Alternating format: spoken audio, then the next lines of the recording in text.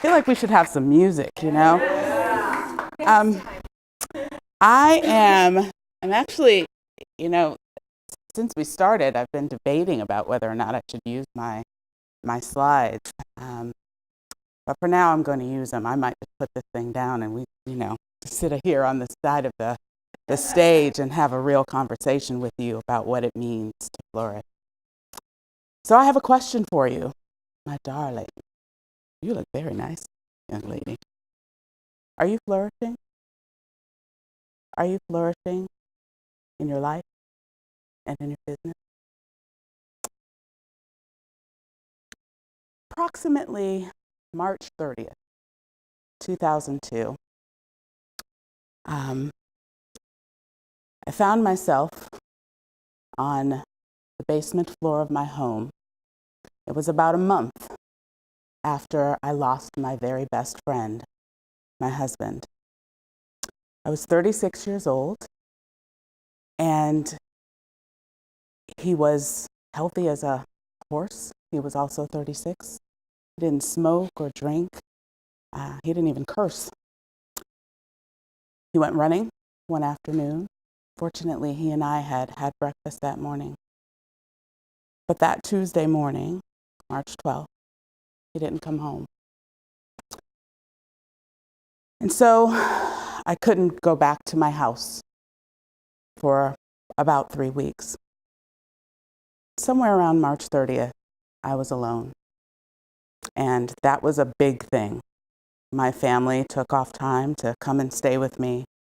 And as you can imagine, I couldn't go to work. I was completely despondent. I was strong enough to go home. I found myself in the basement, and I actually went down to the basement to fix a fuse, right? So being the diva that I am, I went down to the basement to try to find this fuse. And when I gained consciousness, I was on the floor. I was literally in a ball of tears on the floor, asking myself, should I go on? How am I going to do this? Now, mind you, I'm a strong woman. I'm an educated woman. I kick ass in the marketplace. But I had literally lost my best friend, and it felt like I had lost everything. And so sitting there, I actually heard the voice of God. And he said to me, you have a choice. You can either sit there, you can stay right there. Not a soul in the world would convict you. You have lost your best friend. Or you can get up and you can decide to live the life that you and Mark had imagined. So in that moment, it felt like a life or death moment. Do you ever have that? Have you ever had just that pivotal moment where it's like, you either do it or you don't. You do it or you die, right? It was that moment for me. And so I said to myself, okay, Lord, if you just let me get up, I can't imagine 5 minutes from now. And I mean that literally, like I couldn't plan for anything. But if I can just get up and get upstairs, and if I can just, prepare something to eat, and if I can just perhaps the next day go to work, go to the office for a half hour. I know I won't be able to stay, but if I can just ease back into my life. If 15 minutes can turn into 20 minutes, and if 20 minutes can turn into a half an hour, then perhaps I can begin to live the life that he and I had imagined. And so I said, Lord, if I can just do that, then that is flourishing. What I didn't know was that flourishing requires that you integrate more than one piece of your life and that you prioritize all of these pieces. And that's really, really important. And so today I'm going to talk to you a little bit about how to flourish. Now, since then, I have remarried my very best friend. I think that Mark went to heaven and picked him out. He is that awesome. He is loving and kind, just like Mark. He's very laid back while I am very outgoing. And, every time I look at him, I can just see that he is a gift. So today I'm going to talk to you about how to flourish. There are 6 dimensions of our lives, and often we focus on one or the other, particularly women, but all of us.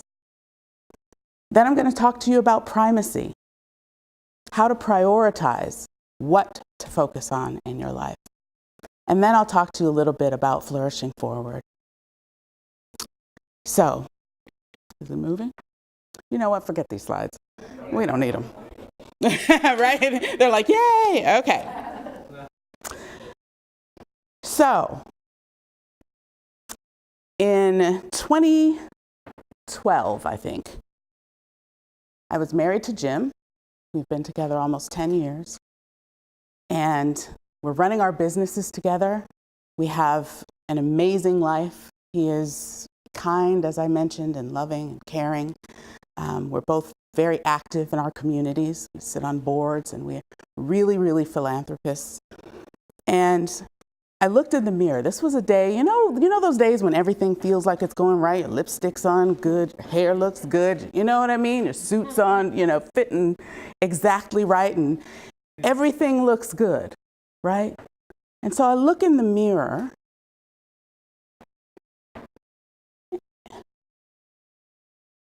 and I looked behind the mask, behind the eyelashes, behind all of the blush and all of the foundation. And I felt guilty about this, but there was still something missing. We have the money and the cars and all of the trappings on paper. It looked like I had arrived, but there was still something missing. And so I did what any good geek in 6-inch heels does do. I started to research it. What is it? How can I knew what it meant to be on that floor, to literally be between life and death. And so I had everything I could possibly want. What on earth could be missing? And so what I found out was the following. A few things. One is that there are 6 dimensions to what it means to flourish. And I'm going to share each one of them with you. The next thing that I found out is this whole thing about work-life balance. You guys have heard that? How many of you have figured out a way to get 50-50? Anybody?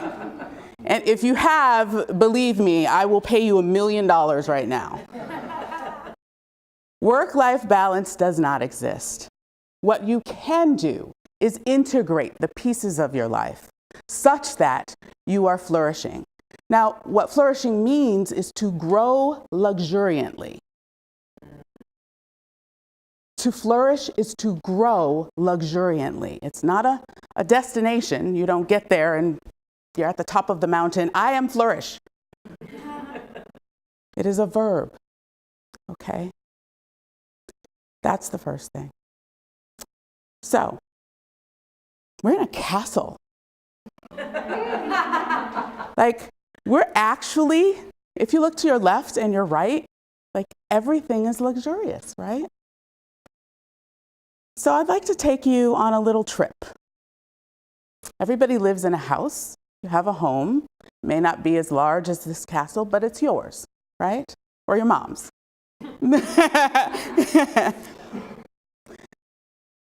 And so I'd like to take you through these 6 dimensions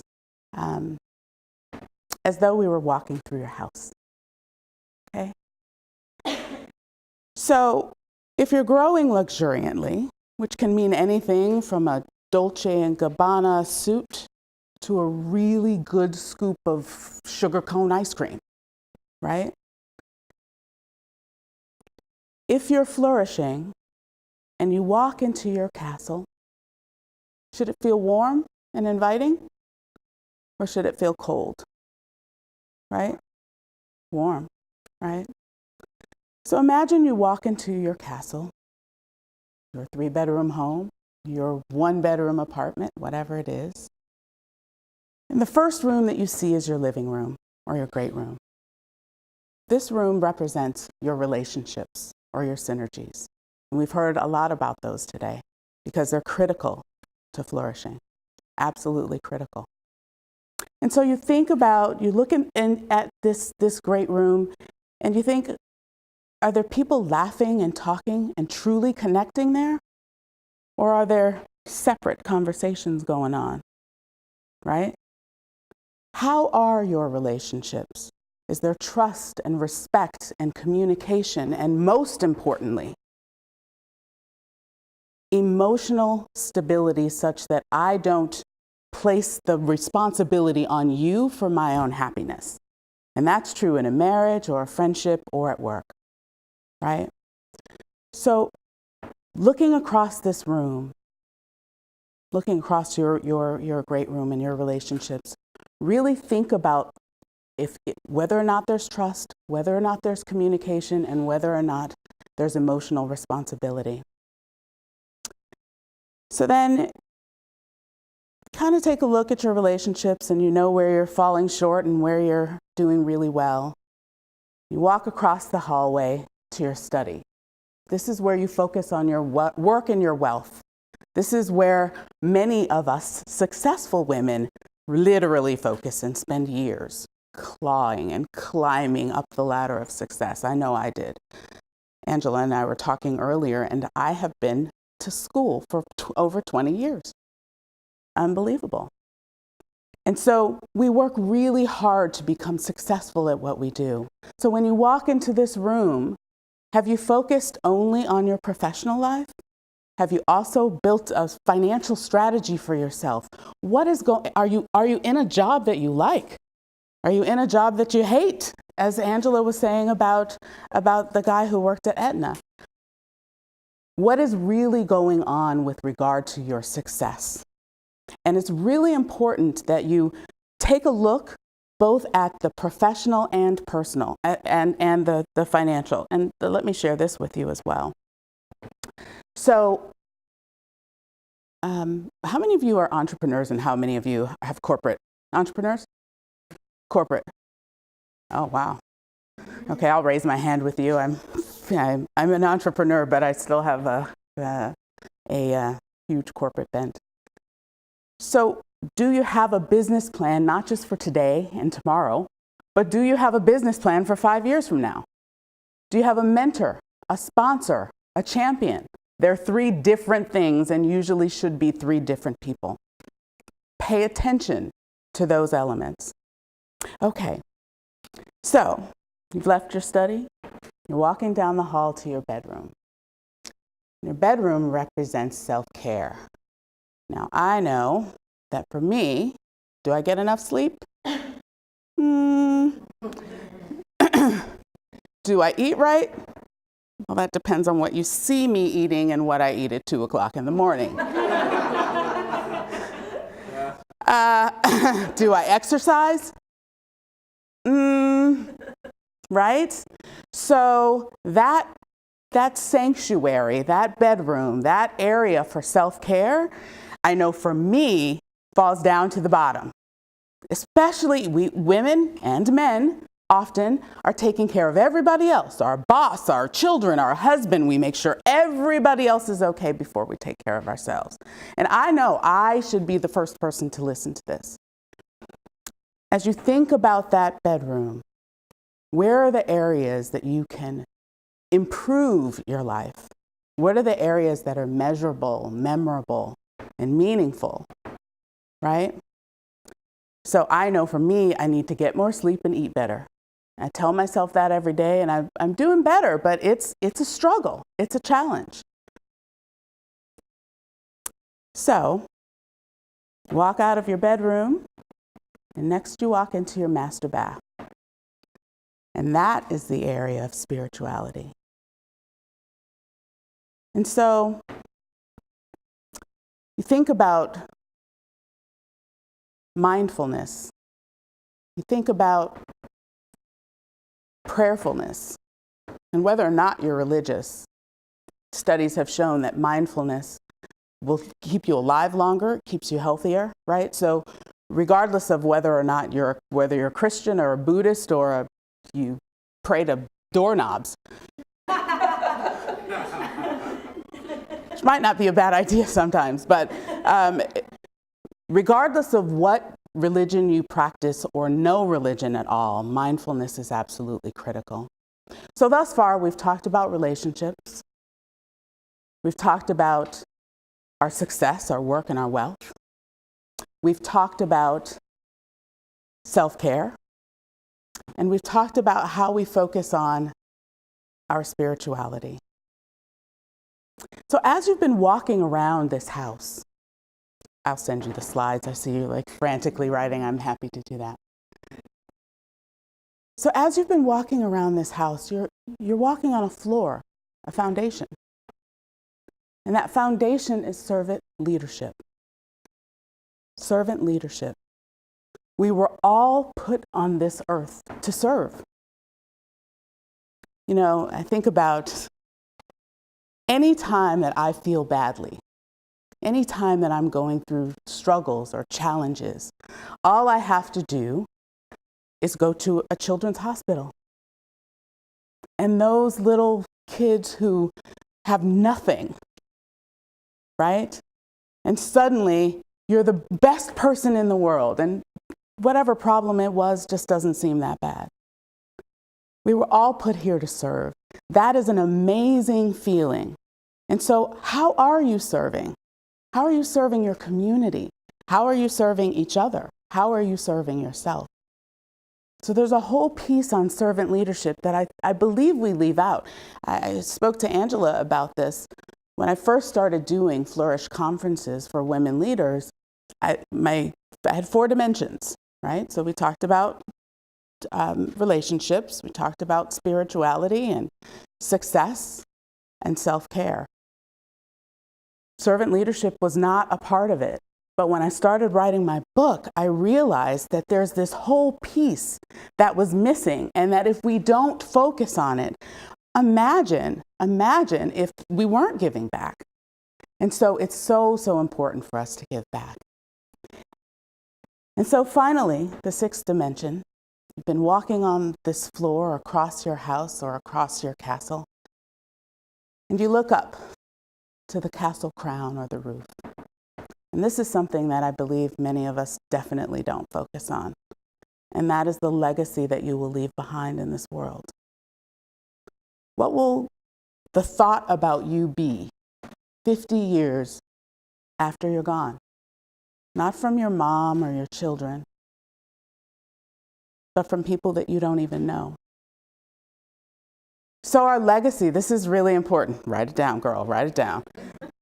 What will be the perception of you, and what impact will you have, and will you still have after you've left this world? And so once I began to understand that flourishing isn't just about getting to this job, you know, this great career. It's not just about having great relationships. It's not just about being spiritually sound. It's not just about taking care of yourself. That it's an integration of these pieces. It's not about balance. It's never going to be 50-50 or 33-33-33. The math just won't work. So it's really important, my next point, is primacy. How many of you know what that means? Really? Okay. Let me sit down on the edge of the, no. So primacy is that, write it down. Look, she's writing it down. I love her. Primacy is, it's the most important thing to you. So we have priorities, right? You know, there's Maslow's hierarchy of needs. There are, however you prioritize your life, your husband is first, your job is second, God's first. Primacy is the one thing that if you focus on this one thing, then it'll change everything else, right? And so it's really critical for us to take a step back and think about the one thing. And as a matter of fact, why don't we do it? Why don't you close your eyes for a second with me? breathe in and breathe out,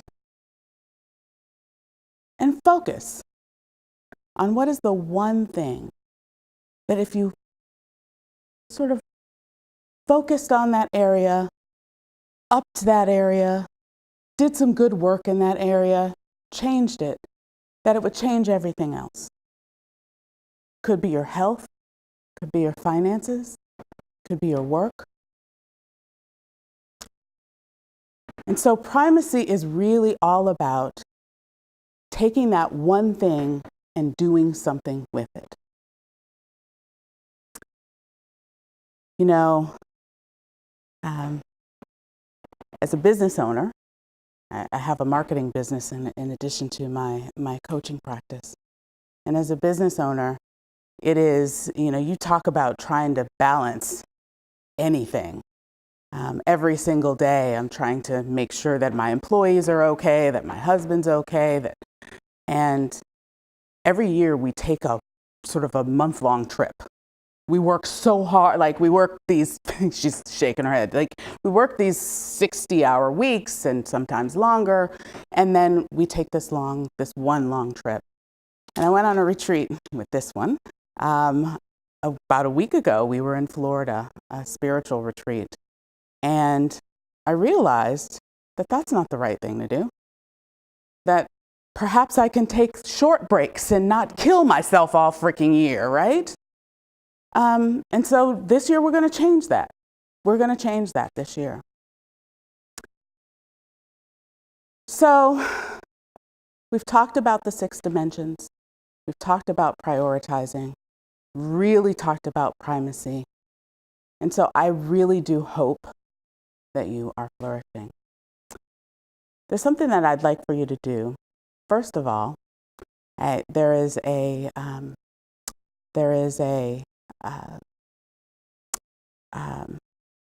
assessment. Why can't I think of the word assessment? I wrote it for you. There's an assessment at areyouflourishing.com. It's 5 minutes. It's totally free. And it really sort of gives you a sense of whether or not you're flourishing and what areas you're flourishing or not. So I hope that you'll take advantage of that. And the second thing is that when you get home, just kind of walk through the rooms and see yourself. Are your relationships working? Kind of walk through your spirituality. Take a look at your work and your wealth. At the end of the day, you have everything you need to flourish, and you're amazing, so you have made the choice to flourish, and I hope you do. Thank you.